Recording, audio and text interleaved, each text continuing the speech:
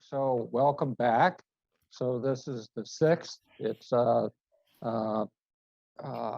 there's a very good one coming from David Elkins next week on meditation because it flows almost directly from today.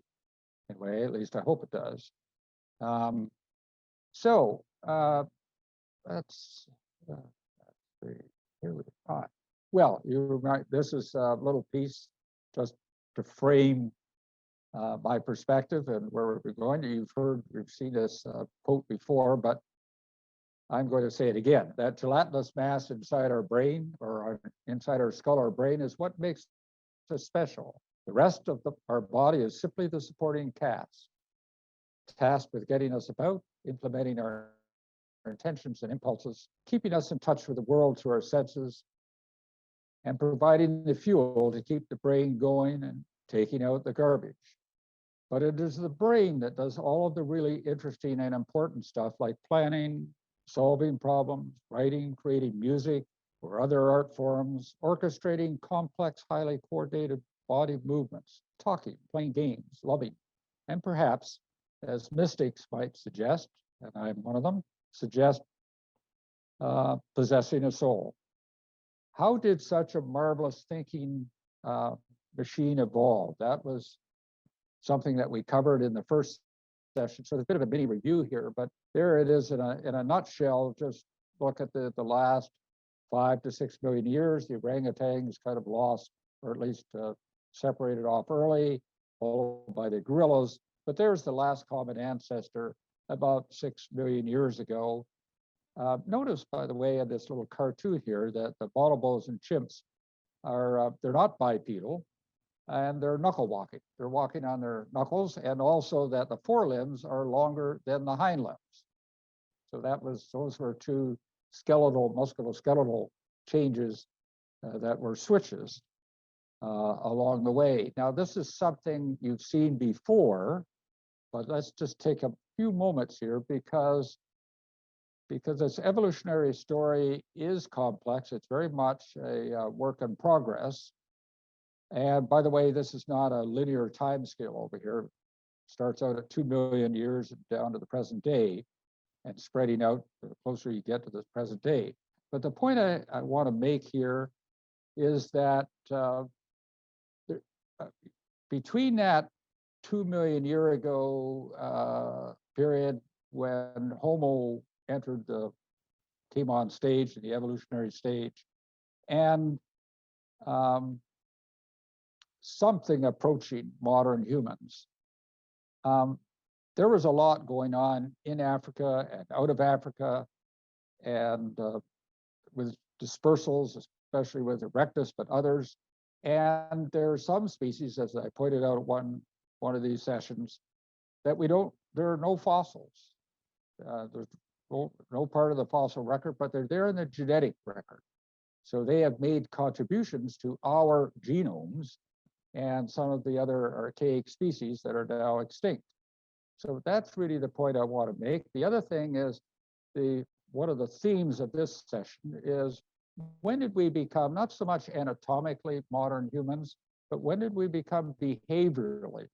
When did people have a mind like ours? When did that happen? And I think very germane to that is, well, the great enabler was the evolution of symbolic language.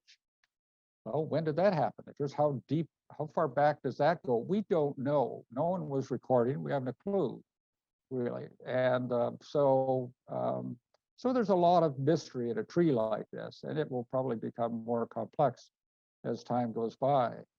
Now, just a reminder of one session was on the motor system. The main point of this is, look at this huge disproportionate allocation of resources to what became evolutionarily really important: the vocalization, speech, facial expression, that's also true in primates and lower animals as well, and the hands. The greater dexterity. Remember, I pointed out that only humans have really a direct connection of any substance from the motor cortex directly onto motor nerve cells in the cervical cord in the neck, and therefore the hand and forearm. So that's the relative allocation. So that's important to remember before we go on. And this one, I like this PET scan study because it's a speech. And one of the interesting things, just at the top right here, this area that kind of lit up with listening to speech is kind of what you'd expect, because the primary auditory areas in the superior temporal lobe.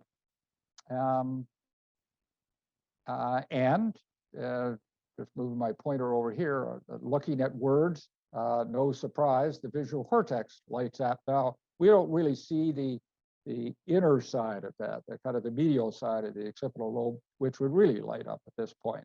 Nor is it any surprise when we go down to speaking words that the so-called Broca's area, the part that where all that articulation of speech, the organization of that is taking place, that lit up.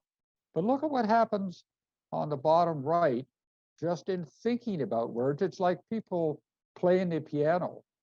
A whole lot of areas kind of light up in the brain just thinking about words. And if you look at the temporal lobe here, it's not the same area as when the person was listening to the words. Okay. Just a reminder of those complexities. And one other thing, a theme I want to bring out or reinforce again, is that whatever we do when we train, or any repeated exercise, whatever that is, of the mind or the body or both, there's a good chance, if we do it enough, the relative, or at least the related areas in the brain will expand, especially in the neocortex, but also related areas in the basal ganglia and elsewhere. So that's really what that slide was all about. And then I pop this one in again, because just to remind you of that study that was done in Liège or between a group at Cambridge University in England and Liège, and looking at people with severe brain injuries, in this case, severe traumatic brain injuries, and whether or not the brain would light up. Now that's the control on the top left. Whether the brain would light up if the person was asked, imagine walking through your home. Imagine walking through your neighborhood. Imagine striking a tennis ball. So a motor memory and a visual spatial memory. And that's where the brain kind of lit up in the control. When I look back at this, again, for getting ready for this talk, the extraordinary thing is not, for me, the fact that those stimuli in people with severe brain injuries. I mean, look at this one right here. It's kind of missing a good chunk of the frontal lobe here. And in fact, much of the right hemisphere on this side. It's not so much that the appropriate areas, if that survived the injury, lit up. It's that there could be such severe brain injuries here. I mean, it's hard for me to think that this is really evidence that these people are consciously aware of what they were asked to imagine. Maybe they were. I have no idea, but or not much of an idea. But I wonder. There's just so much brain injury in these subjects. So that's where it's coming back to. I don't want to get into the mini brain story, but just remember that bizarre chapter when we talked about pig brains being resuscitated 4 hours later, and then the creation of kind of mini brains. So that's, now, I'll tell you, this is something that prompted a lot of response, at least that I heard about, the near-death experience thing. So I did And uh, uh, Jane Dominic passed on a great reference of the science of near-death experience in the Atlantic Monthly, 2015 in April. It's a really interesting article, both about the science and the culture and kind of what's going on in these people's heads and that kind of thing.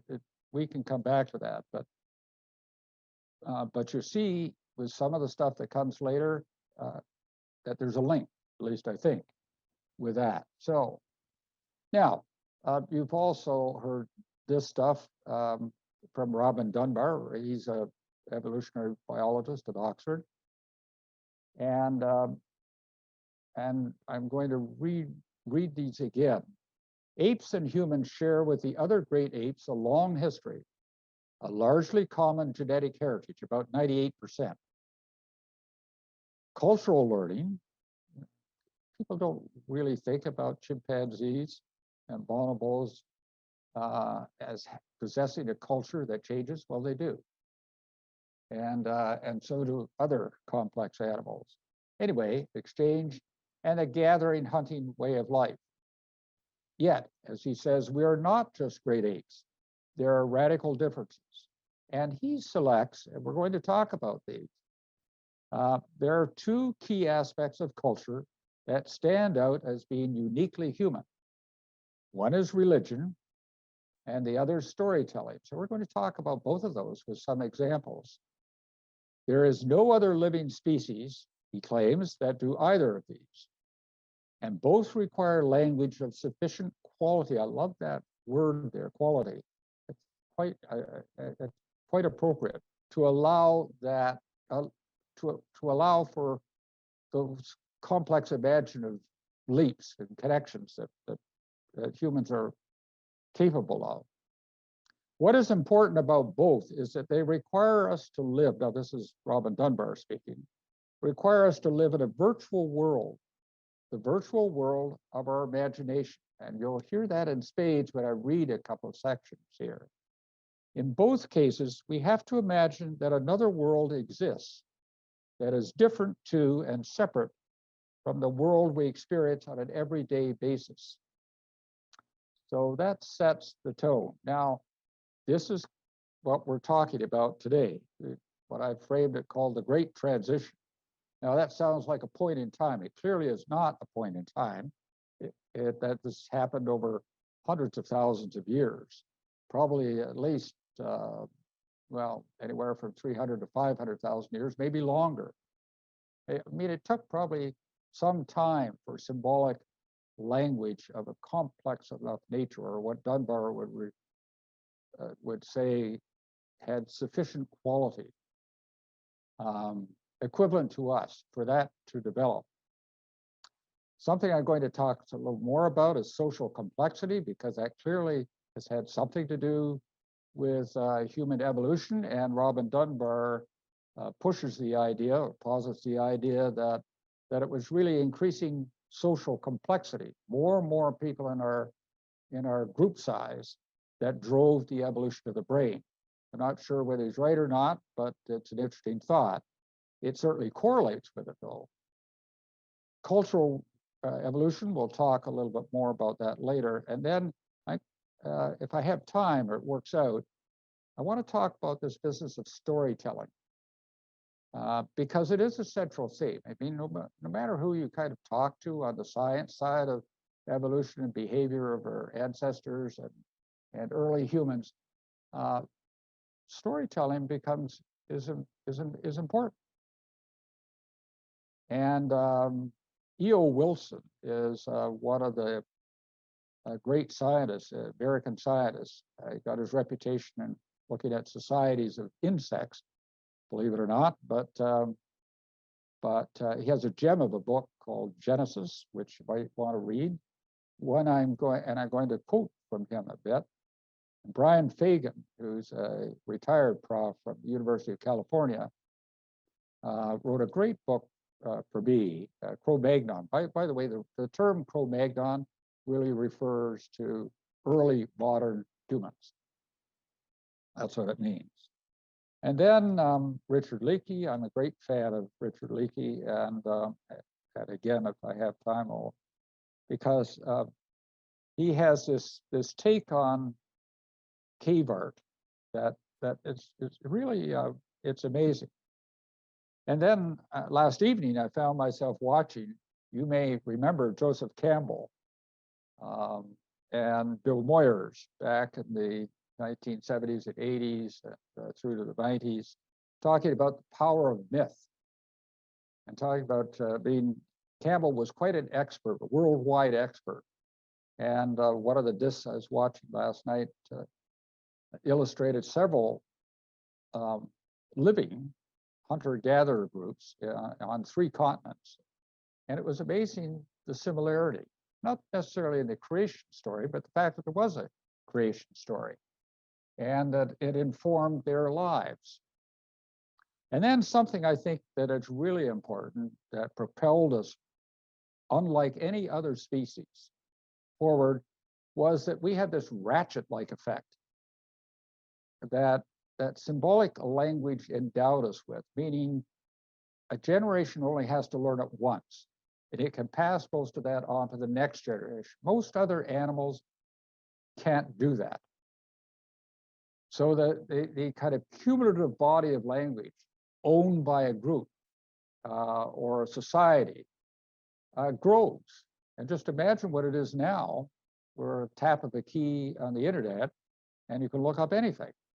Almost. So it's really quite extraordinary. So talking about this transition, that's what we're going to be saying something about. Now, something about group size. Remember I mentioned that Dunbar has this idea that social complexity drove the evolution of the human brain. Well, what about group size? And by the way, he correlates group size with neocortical size, the volume of the neocortex. And there's actually quite a good correlation between those two. Well, chimpanzees, the group size is around 20 or 30. The Australopiths, I don't quite know how he arrived at this number, but the estimated group size around 60 to 70. There is more information for Erectus. But remember, Erectus hung around a long time, from about 1.8 million years ago, and then the last member of the group, we think, went extinct, say, 100,000 years ago. So the tenure of Erectus went on a long time. Mind you, in that time period, the brain doubled. So whether late Erectus is really equivalent to early Erectus is a whole other matter. And Neanderthals, there's some evidence for suggesting that Neanderthal group size was significantly smaller than it was for modern humans, despite Neanderthal's somewhat larger brain. I've mentioned this before. The brain is larger, for sure, volumetrically on average, but all things are not equal. Because the forebrain and the temporal lobe are, relatively speaking, smaller than would be the case for modern humans. That said, Neanderthals created some magnificent art long before modern humans, at least on the record. So again, we'll talk about that. Well, how that group size we were talking about. Well, Dunbar looked at various old communities, tribal communities, and some modern day communities. The point is that Neolithic villages and the villages recorded in Doomsday Book, 18th century English villages, they run around 100, 150 on average. And tribal societies, hunter-gatherer societies, somewhere around 140 to 160, maybe 170. Now, that's not, the night group would probably be somewhere between 30 and 50 or 60 that would bed down together. But these would be closely related groups that would move back and forth. And then when those groups merged with other groups, then you had a tribe. but speaking the same language, same culture, same shared creation stories. Nebraska Amish parishes, the numbers run, even Anglican congregations on average. I don't know when this number came out, but around 200. But the point is that that there does seem to be a group size. Now, then Dunbar got into this business. Well, there does seem to be a certain layering, like an onion skin phenomenon here. And I must say this somewhat fits when I think about it for humans, meaning our most innermost group, not necessarily family, but could be family, but those you trust. They're safe people, what I would call safe people, intimate. Your most intimate friends, somewhere between 2 and 5, but not more than 5. Even people with loads of friends, so-called loads of friends. There's a core of really, really close friends, and then you can multiply that in multiples of 3 as you go along. Then the second layer of so-called best friends, and third layer, good friends, and I kind of put in the interrupted line after that. But I think the point he's making here overall is that however social people may be, and however many people they may know, it's really it's hard. Cognitively, it's hard to keep track of people in the most meaningful ways and have those meaningful relations with people with many more than 100 or 150. I don't know what your take is on that, but certainly the science of it suggests that. Dunbar did some work with Facebook, and where people can have thousands of friends. I think he puts up his hands at that one, but anyway. So when did we become fully human? Well, the anatomical record, when did we become anatomically modern humans, meaning they had skulls like ours, globular skulls, about our size, a flat face, small teeth, and a protuberant kind of forebraid or forehead, I should say. The fossil record, back about 200,000 years. That doesn't mean that there might not have been earlier editions. It is interesting that the other skulls that were found in Morocco have, to me, they kind of look Neanderthal-like because they have the heavy eyebrows, and it's not a globular skull. It's more like a Neanderthal one, meaning longitudinally flattened, and so maybe it is around 200,000 years. I don't know. But there is this question mark that we're not going to be able to answer today, or probably for some time. But when did humans become culturally, behaviorally modern? When did that happen? Probably not at the same time that from a skeletal point of view that they became modern. We don't know about Neanderthals, but certainly their art, the first traces of their art on caves of making jewelry, tools, the kind of stuff that for modern humans was happening in South Africa, say 70,000 years ago, was happening with Neanderthals in Western Europe 100,000 years ago or earlier. So they weren't the dimwits that people characterize them as because of their kind of heavy features, bony features. And as I intimated earlier, I have no idea, and no one else has any idea that I can tell, when this idea that you could substitute a sound for you're no longer mimicking things, but you would assign an arbitrary sound to something, meaning symbolic language, and then begin to link those words together. How far back does that go? Well, at a minimum, 200,000 years ago, but it may be much deeper than that. And we have no idea how far back creation story. I mean, I think all of these things are tied in together.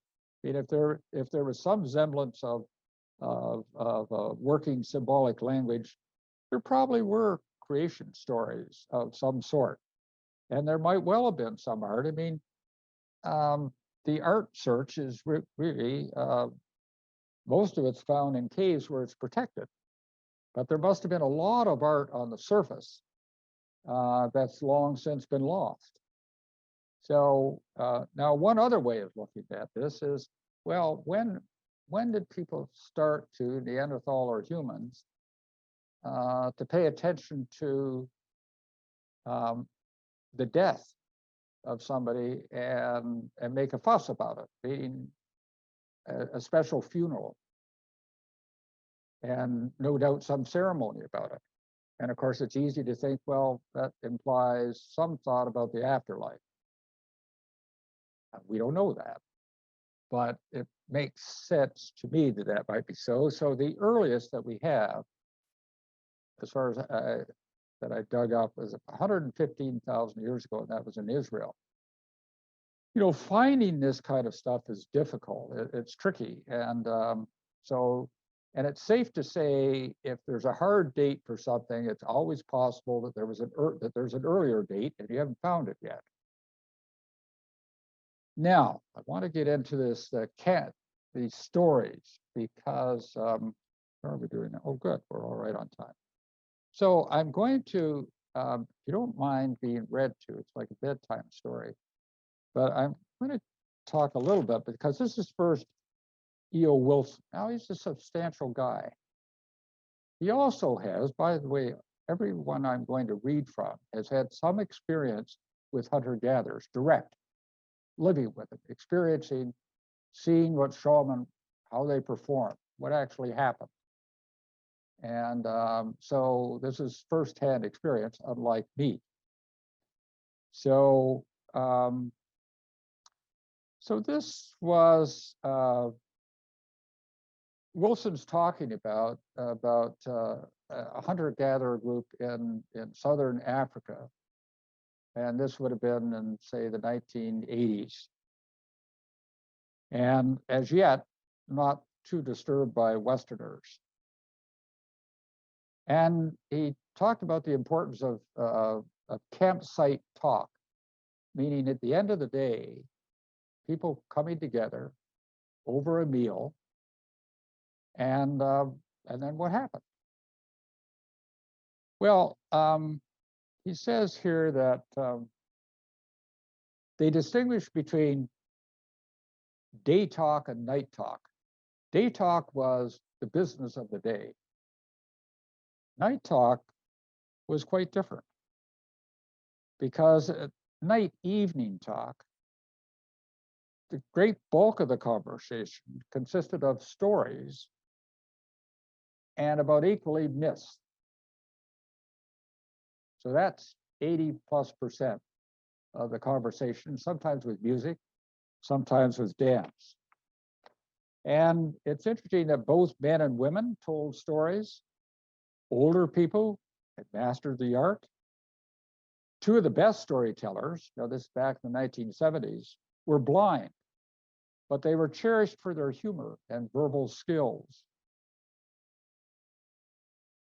And then finally, because storytelling is so important for remembering, that's one of the points about stories, isn't it?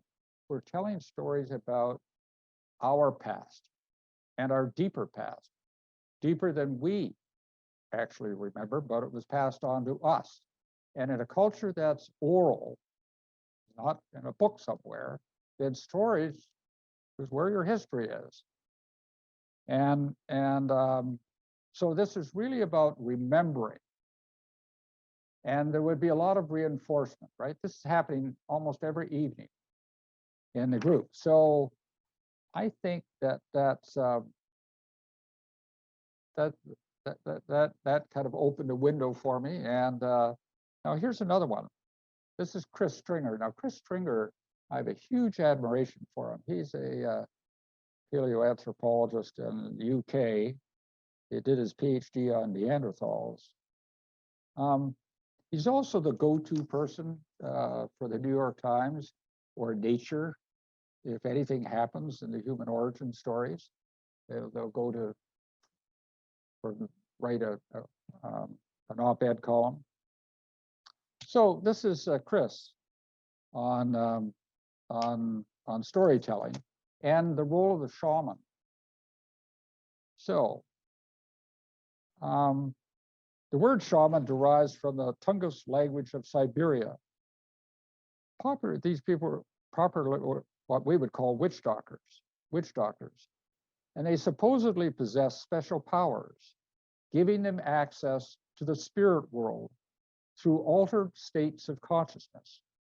These altered states may be generated by hallucinogenic plants, for example, in the Shoshone of Wyoming, or by trances induced by pain, deprivation, or in the San people of South Africa, repetitive rhythmic dance and chanting. Once in the spirit world, shamans often feel they can fly or travel underground or through water, and they might encounter normal or mythic animals, strange landscapes, ancestors, or gods. They perform crucial roles in initiation rites and religious ceremonies. And it makes an interesting comment at the end. Long after the last Neanderthals had gone, the art, referring to the cave art of Western Europe here, which reflected the Cro-Magnon early modern humans. And he says, certainly if they were linked to specific religious beliefs, the 25,000-year longevity of the traditions of cave painting and the production of statuettes puts any recent belief systems that we can reliably date in the shade. That's an interesting point of longevity, because I've often thought of these caves as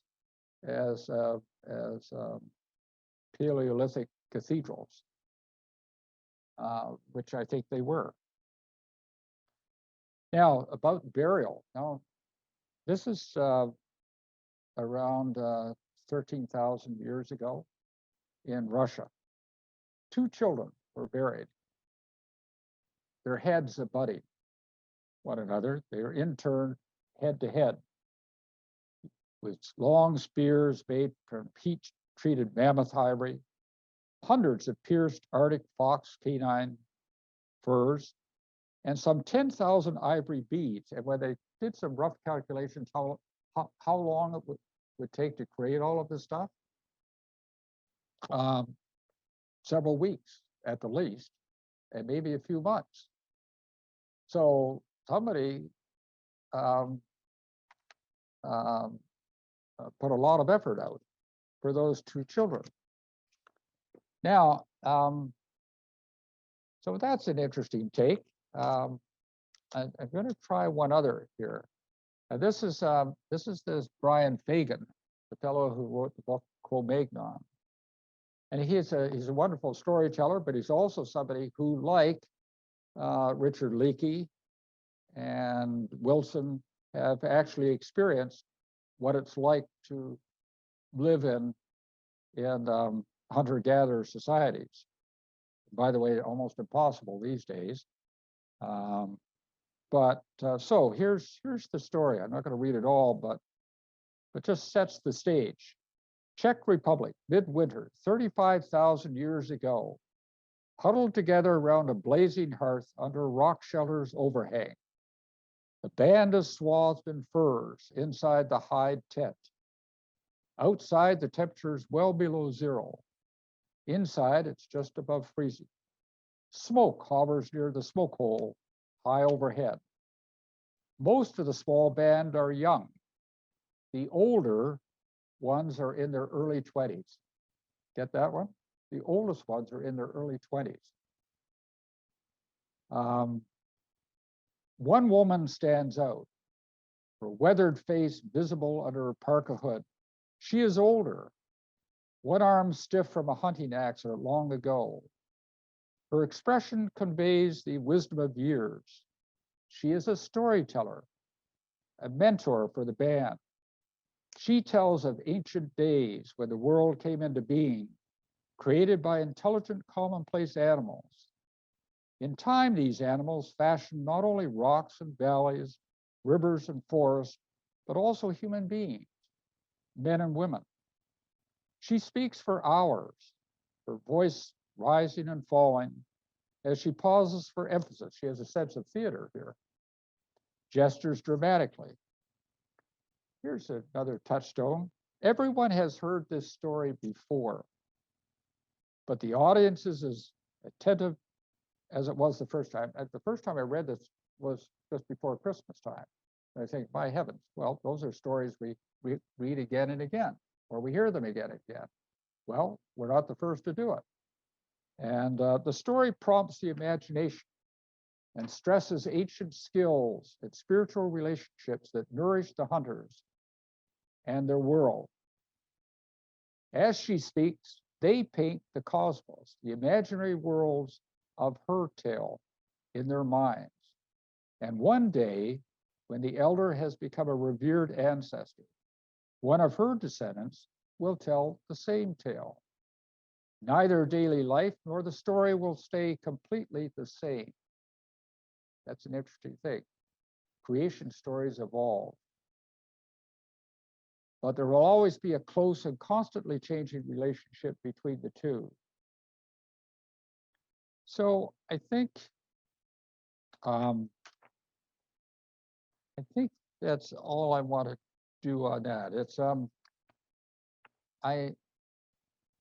It's clear that these societies and that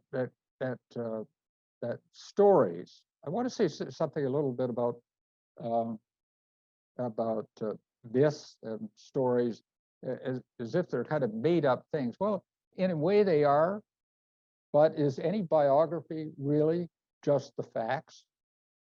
Of course it's not. There's limited access to the kind of information we have. Even Jennifer Doudna recently, there's a biography of her and her story. Well, how much do we really know about Jennifer and her life? And so there's a bit of myth building in there. It's not just the facts, there's myth. And so myths and stories are ways of telling truth in different ways and in compelling ways. Isn't that why we go to the theater? Isn't that why we watch certain movies? Isn't that why certain books kind of grab us? I think so, because we're interested in other people's stories, but also how those stories kind of jive with our own stories. So I've covered this ground here, and so a word about religion. Well, one thing I can safely say, because the experts safely say it, is that it's hard to find a society that hasn't,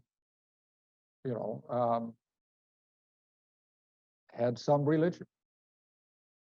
I mean, it's ubiquitous to the point where some people have suggested, kind of a crazy thing, that there's a God gene. Well, almost certainly there isn't a God gene.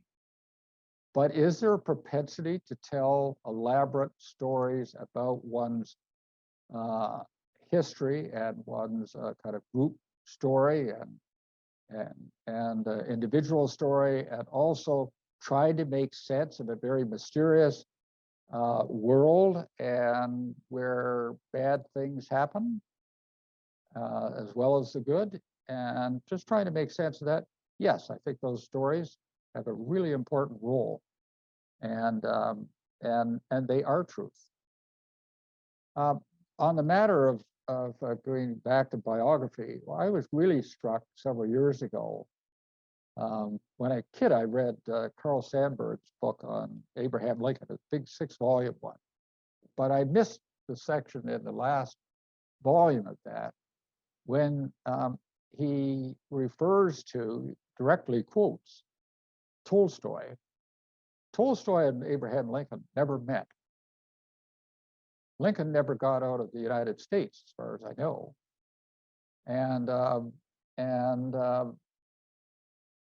But Tolstoy when he met with groups in Russia.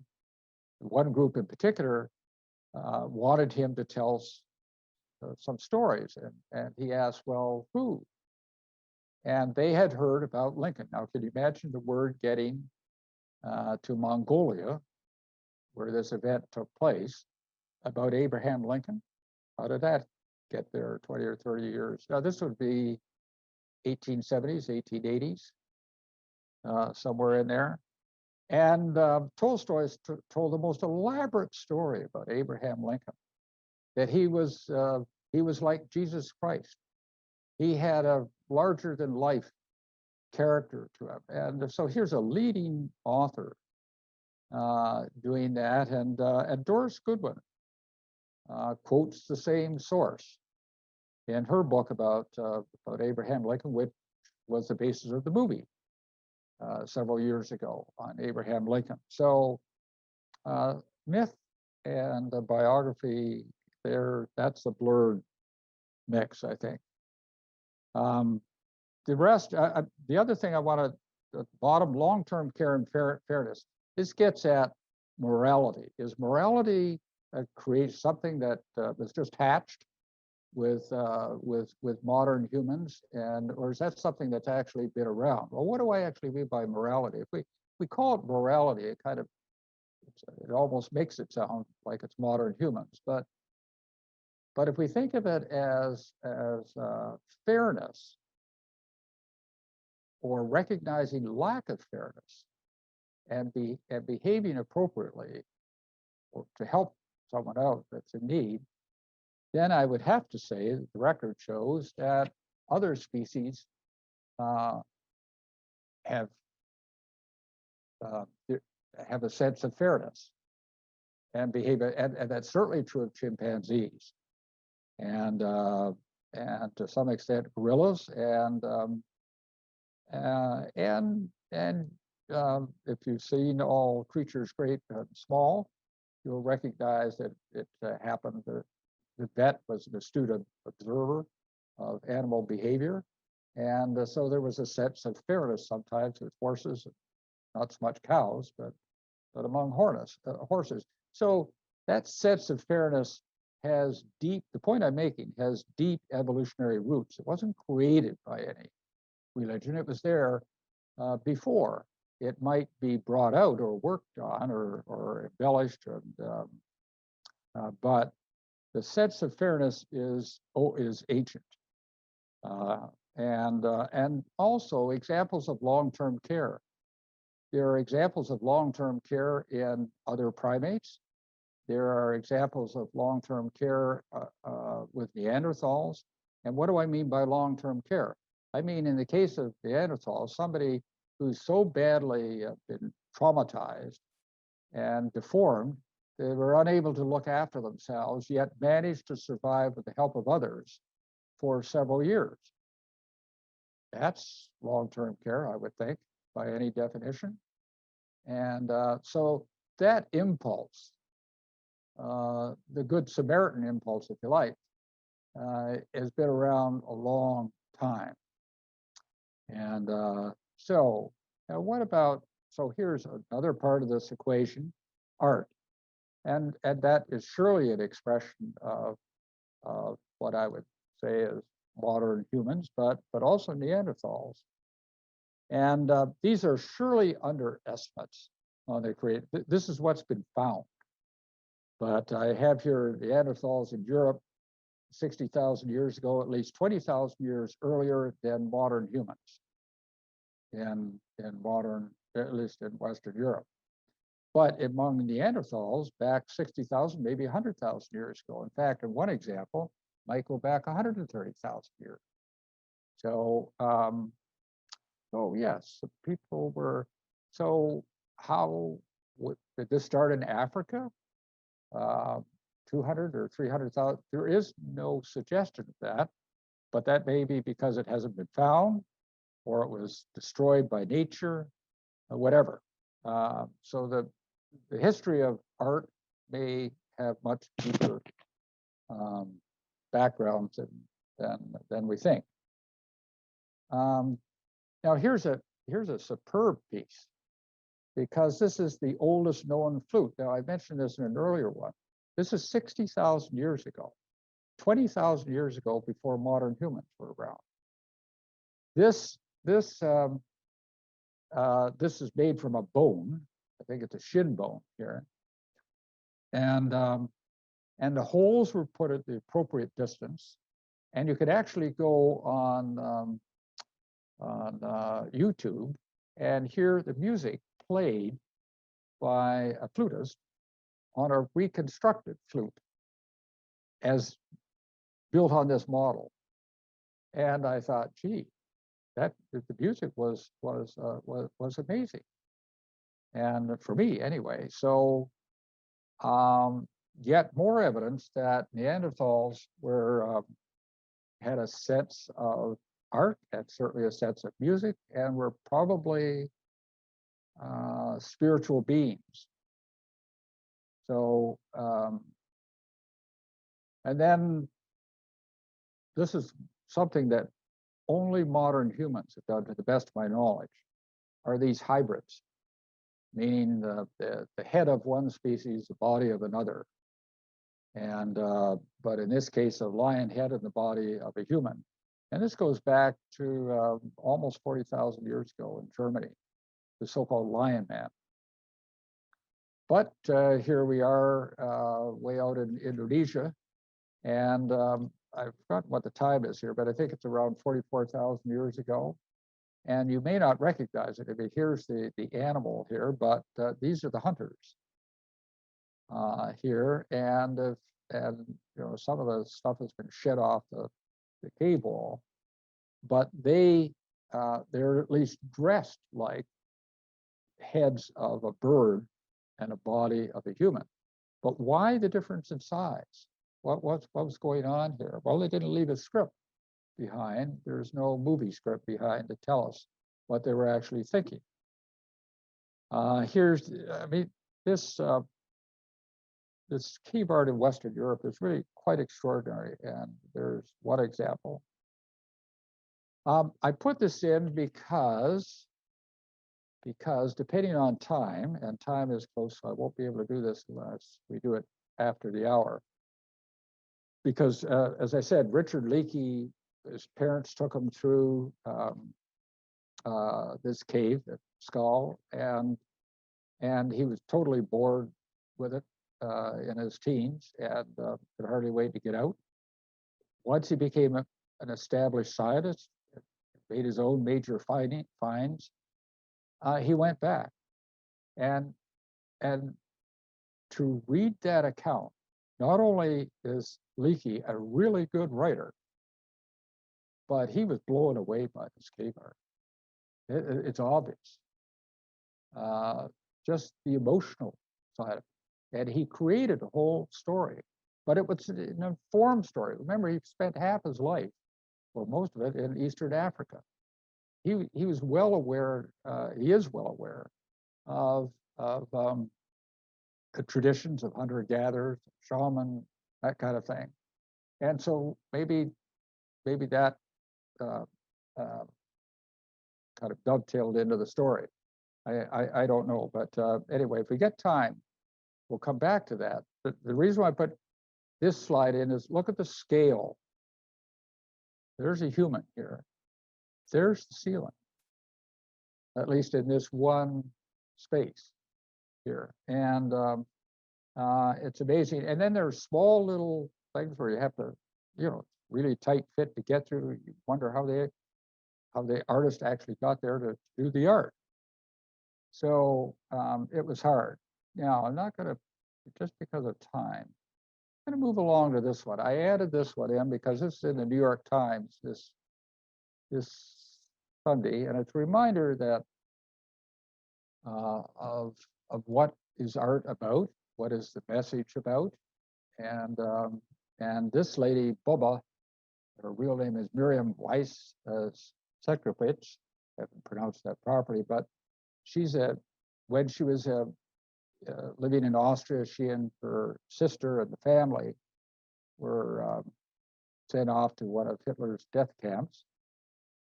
flutes in this case, and her parents were killed soon after she got there. And she did survive along with her sister, and joined another sister who was in Mexico, and they settled down. She had a family, and then in her 60s, she took to painting. She's now 95, I think. And so she painted these haunting scenes, which I'm going to share with you, because not only, I mean, I'm very much an amateur painter, but I look at what she's done. This is stunning. Kind of the brushwork, the use of light and color and all that kind of it, and the horror stands out with the barbed wire, dead there, heads down, and almost no expression left. It's and if you had any doubts about how horrible this experience was, look at this.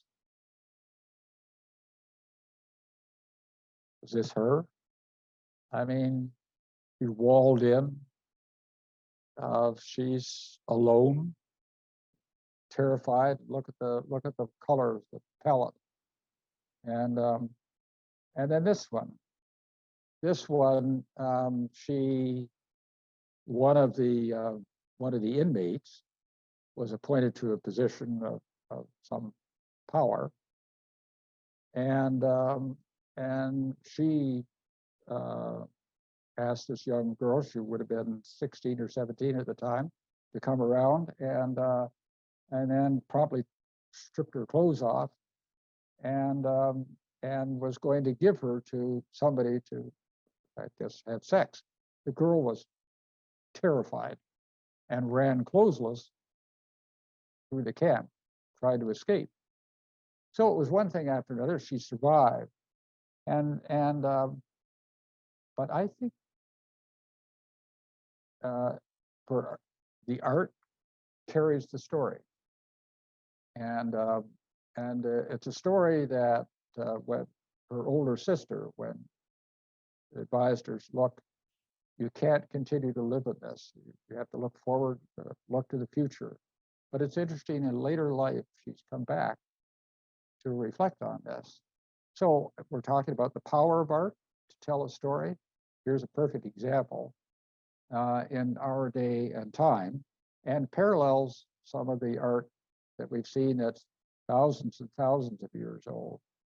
So that is the end of our journey today. And this is one that I showed you, I think a couple of times, one in the physics series, but this one too, because this is shows you that things change in time, because this is a footprint in Saudi Arabia, which was apparently full of small lakes.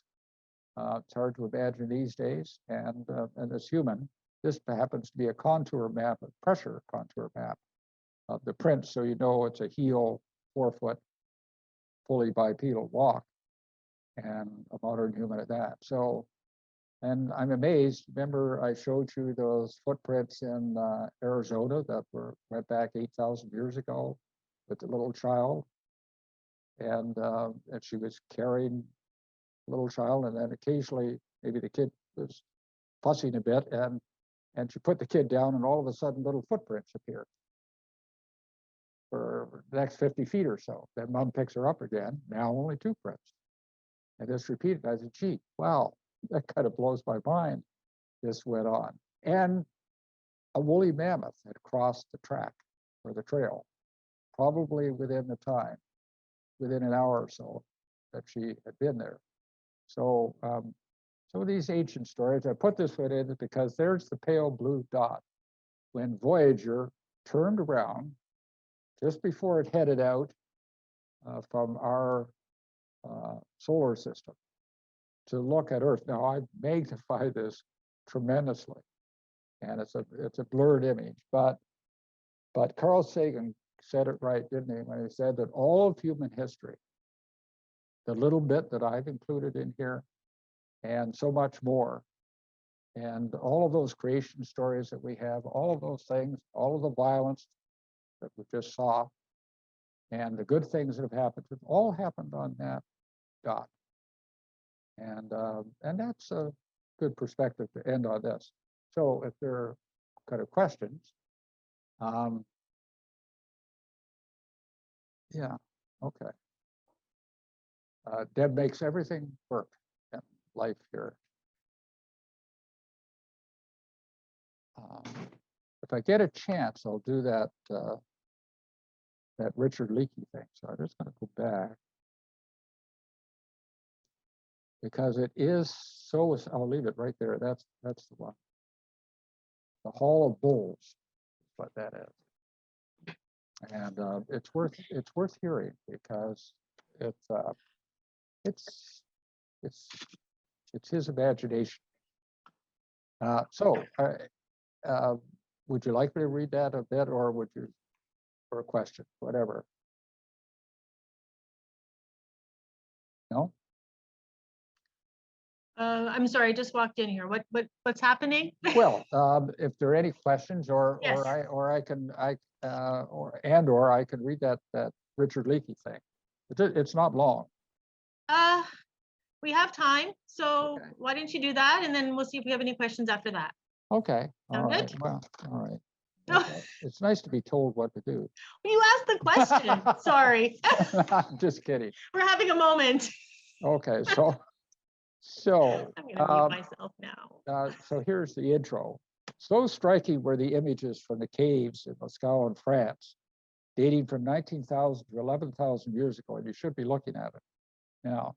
That Richard Leakey, the acknowledged expert paleoanthropologist from a family of famous paleoanthropologists, recounted the story in his 1993 book, Origins Reconsidered.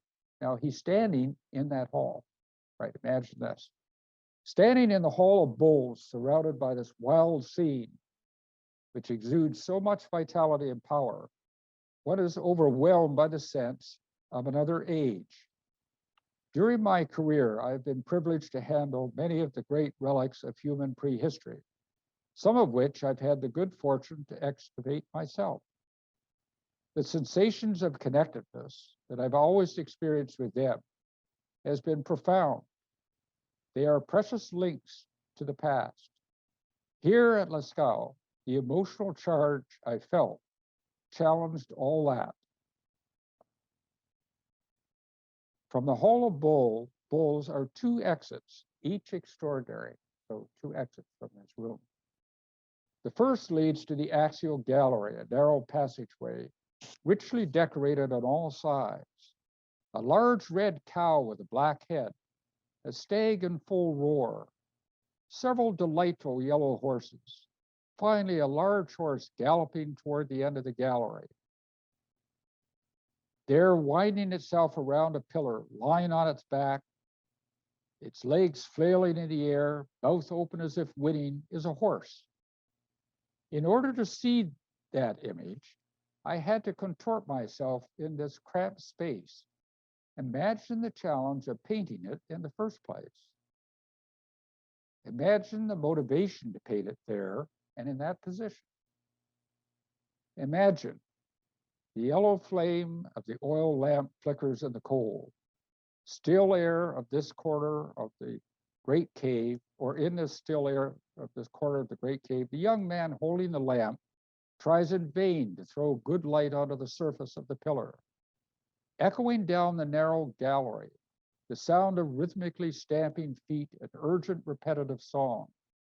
The atmosphere tense, everyone now exhausted, yet taut with expectation. They know the end is near. For an hour, the undulating intensity of their dancing, their singing, their emotion had swept them onward, seeing with unwatching eyes as the shaman surged deeper and deeper into a trance, entering a world forbidden to all others, trembling, groaning as if in pain with eyes turned inward to the other world. The shaman, clad in horsehide, has left their circle, gone down the narrow gallery, drawing power from the images already on the walls by turning to them, touching them, being them, now to serve once more as the medium. Crouched by the pillar, with paints provided by the youth, the shaman works at the image with a fervor whose source was another world.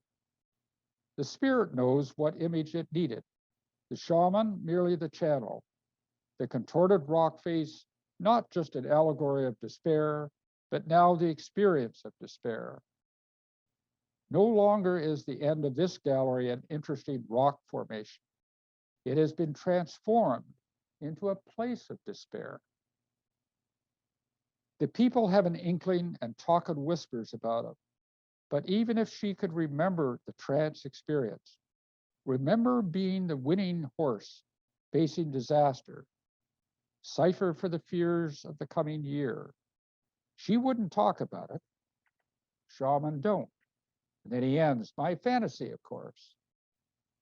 But in these painted caves, in Lascaux especially, the images and the often inexplicable situation drive the imagination.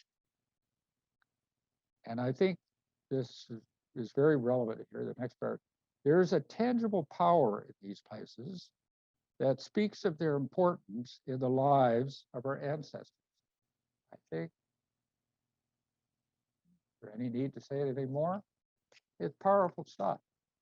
I mean, did Leakey doesn't know that was the story? That's his imagination. That's a modern human, as we've been for 150 or 200,000 years. But what triggered it was the situation and just imagining what was happening, plus his real life experience of knowing what actual hunter-gatherer societies were like. And we talked earlier about daytime and evening and nighttime and how the conversation changed. So, so I think that's about as far as I want to carry this today. But I think it's been quite an interesting voyage. Actually, when I think about this series, I link it with the physics series before.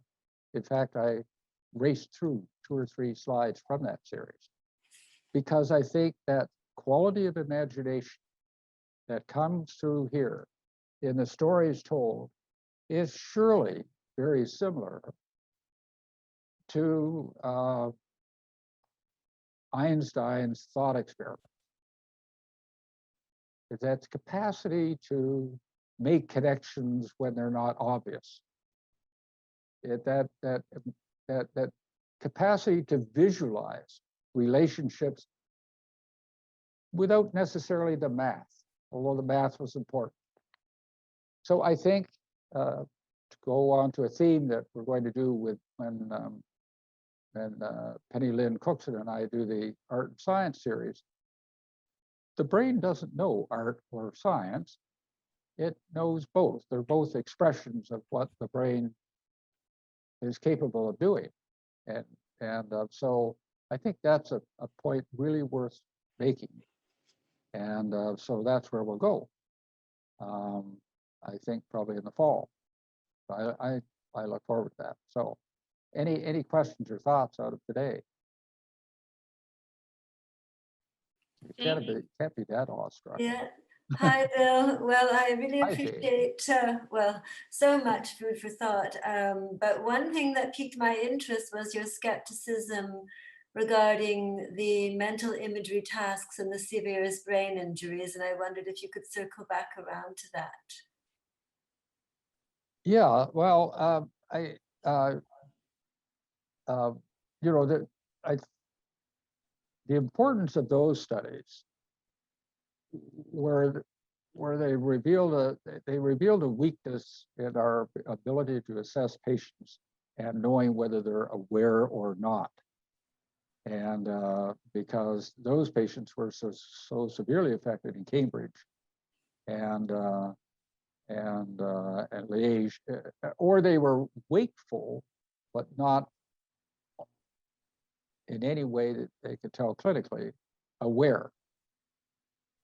So then with functional MRI studies, they managed to show that with the right stimulus, certain areas of the brain lit up. And the idea there was, well, gee, we're really missing something here. These patients are not brain dead. They are aware. You show because certain areas of the brain light up in appropriate areas. I don't know where to go with that because, and interestingly enough, oh, by the way, there was an American study that followed well, just 2 or 3 years ago, and which used AI to look at surface electroencephalographic activity, which showed reached a similar conclusion, meaning that if you ask somebody something, certain areas of the brain, the electrical activity, appropriate areas would kind of act up, or light up, I should say, in a way that suggests that, as with functional MRI patients, that they were aware more than we were aware.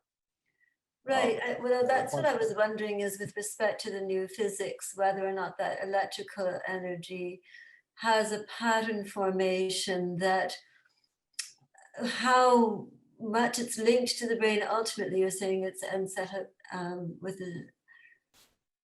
it's an encephalograph, right? Yeah. But what about the fact that photons have no mass, but they might configure themselves in such a way that therefore they're not necessarily always linked to the materiality of the brain?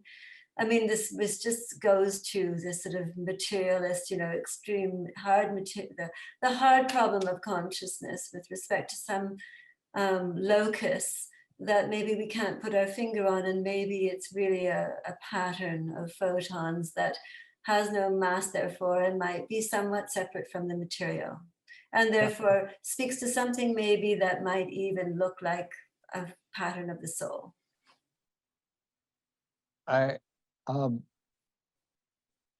It's, well, as you know, Penrose, Roger Yes, Penrose, right. and Schrodinger before Mm-hmm. had suggested that in the quantum world, at least, it may be possible that there's an existence, consciousness, if you like, that another dimension. It's impossible to refute that. It's impossible to know where to go with that. Mm-hmm. But from a practical point of view, I think we're hung up now because just at the practical issue, ethical issue,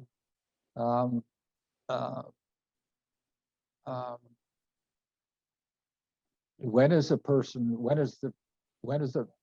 brain dead, meaning no meaningful experience is taking place? How do we measure that?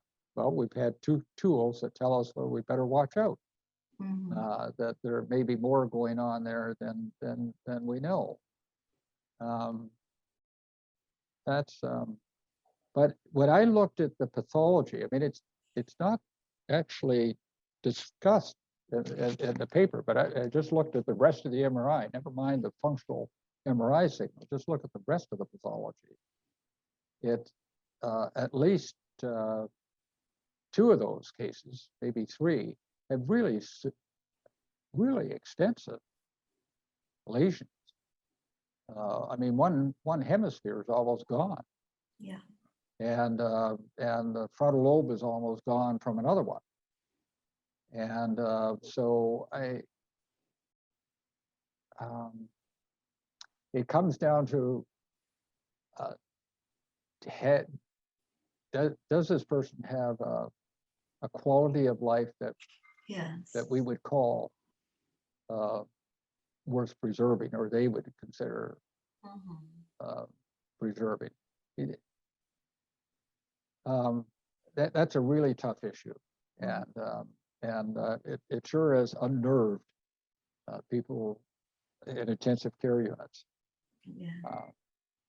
But you know, in the mayhem of COVID-19 in ICU units, people are so damn busy with other things that they're really, these aren't questions that really come up. They're just running their butts off, putting out fires.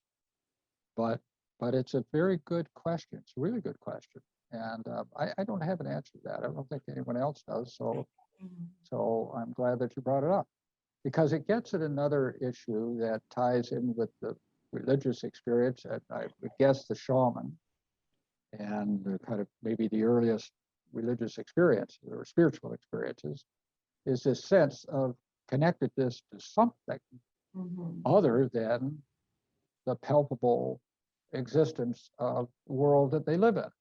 And I rather like this image of, you know, the most ubiquitous image around the world are hands. Hands in caves and walls.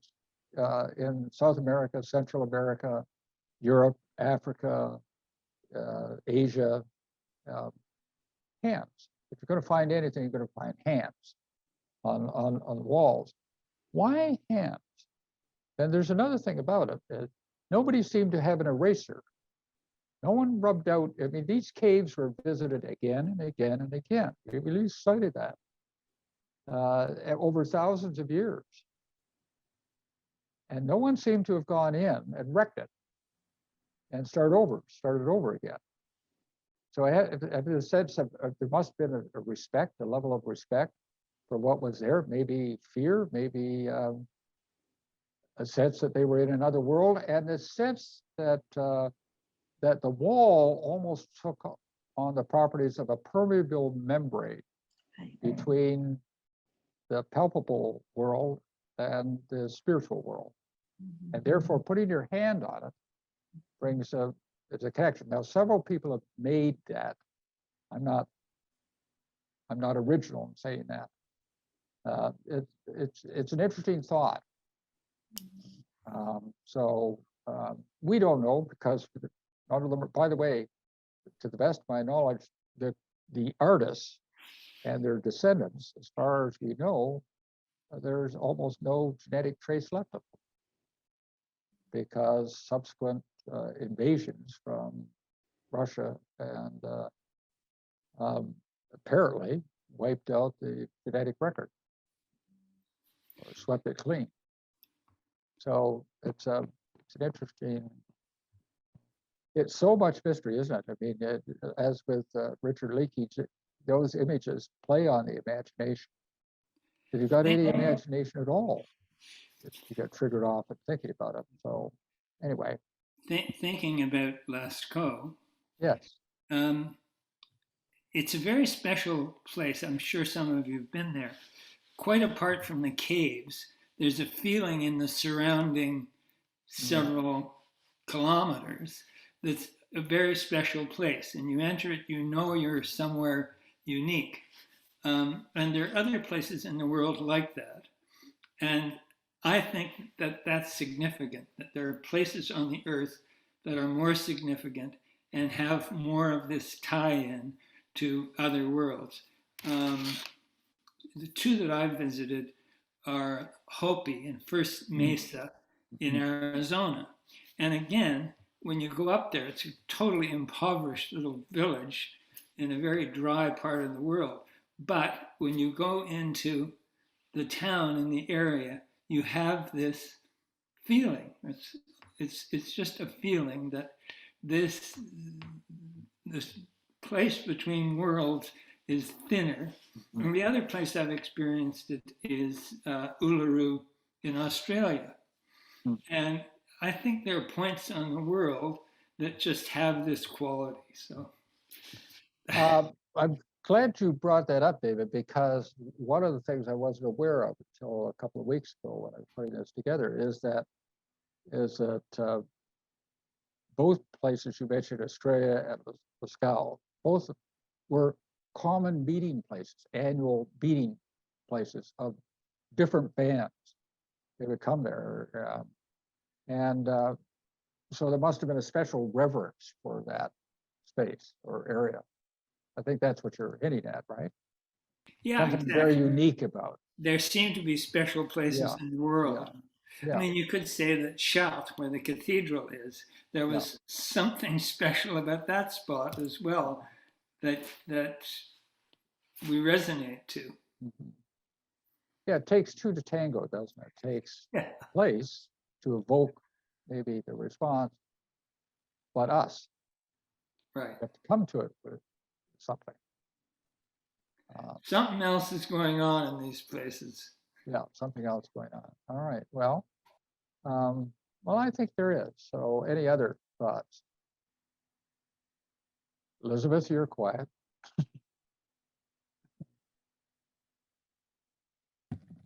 I just wondered, there was one little thing, I think I put it in, but whether it ever got through, I don't know. You were talking about the fairness, altruism, and Yeah. origins. Is it of or moral behavior? Repeat that last part.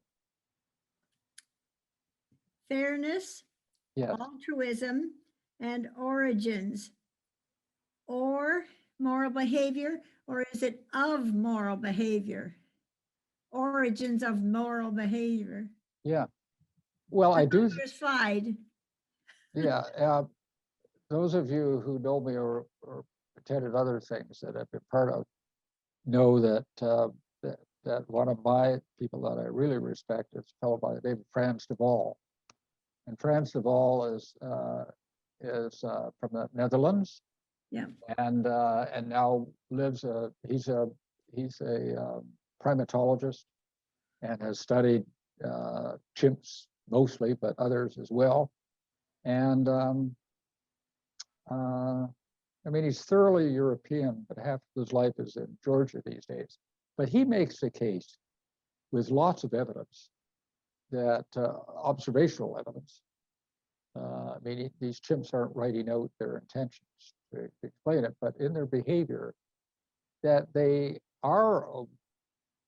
do look after one another at some cost to themselves, and that they do, females more than males, possess a sense of fairness. So, for example, if a good food or something, say grapes, which I understand chimps like, is offered to two chimps, of course they enjoy it. But if you offer it to one but not the other, there's a good chance that the one who got them might protest the other one not getting the grapes. Interesting, isn't it? And anyway, there's some quite moving stories that he relates of the behavior within the troop that where a sense of fairness seems to be clearly there. Mhm. And what I'm saying is morality didn't begin with modern humans. And to carry that point a little further, just move back in time. If you really think that, well, then when did it start? Did that kind of start on day 200,000 years ago when somebody said, gee, you're now modern human? And no, of course it didn't. So any sense of that must have been there hundreds of thousands of years before that, and evolving, and certainly Neanderthals seem to have practiced that. And so I think that sense of fairness and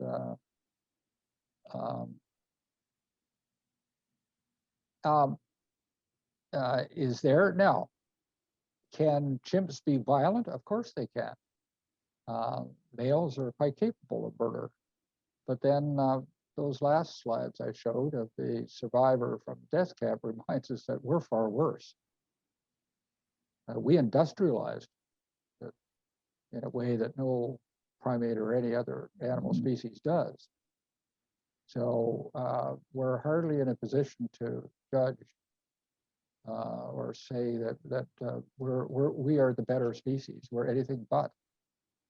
And we can certainly put a finer word on it and talk about it. And there's a lot, maybe more variety in our stuff, but to suggest that we're better than in moral sense. In fact, one of the interesting things is this whole business about social intelligence. My looking at the literature suggests that most of the time, most humans are no more socially intelligent than chimpanzees are, or whales, meaning the capacity to read the intentions of others and to navigate the social landscape, who's in, who's out, alliances, all that kind of thing. That's so much a part of chimpanzee and bonobo society, but also whales and dolphins. That kind of social complexity issue has been around for a long time. So I would think the stuff has been tweaked and changed and along the way. But all of these things have deep roots. And if you think about it, again, the most helpful perspective in all of this for me has been an evolutionary perspective. Because if you think that if there is some genetic basis to this, not all of it, a lot of it's acquired for sure. The only thing about acquisition of traits is that they're rather fragile. They can be lost. If they're genetic, they're probably imprinted a little bit more solidly. But all of these things have very deep evolutionary roots. I mean, probably half our genes have evolutionary roots that are at least 1 billion years old. Those are our genes, and they're still doing a good job at what they do. I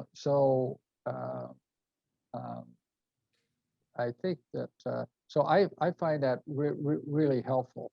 And it kind of gets us out of this business, is the sense that we're so special. Well, we are special. I mean, we managed to dominate the earth, and in many ways not in a good way. And we have a lot to answer for, I think. But yes, we are unique in some ways. But the other thing is to realize that other species aren't less than us. Almost all other species are adapted almost perfectly for the environment in which they exist. Why not? Yeah, and so if that's a COVID or a corvid bird or a raven or whatever it is, they're all adapted from an evolutionary point of view for the space that they occupy. And in some cases, like sharks, where there's no reason to tweak them from an evolutionary, meaning there's a successful group of species. Boy, they're pretty old without much change. The same as change. I mean, the human evolutionary story might be, say, 5 million years old, but zebras, in almost their current form, have been around almost as long. So they were successful at being zebras, and I guess anyway.